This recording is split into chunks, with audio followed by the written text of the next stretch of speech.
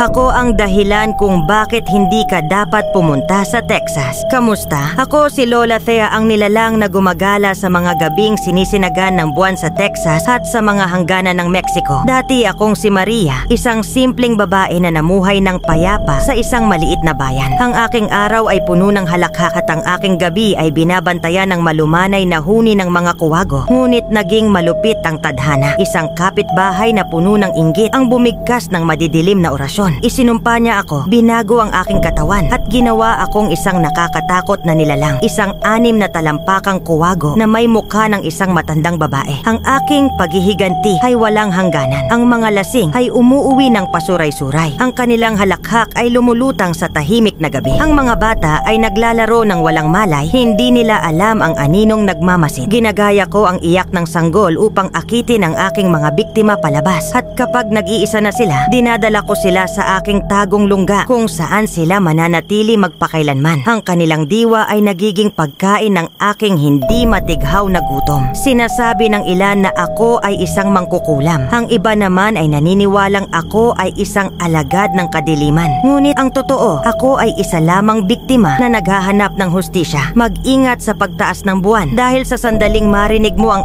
aking nakakapanindig balahibong sigaw, alam mong huli na ang lahat. Hindi ako alamat. Ako ay isang sumpa at kung makita mo ako, manalangin ka dahil ang iyong kapalaran ay tiyak nang hindi na muling makakabalik. Kung gusto nyo ng mga kwentong kababalaghan, please subscribe, follow, like and share. Salamat!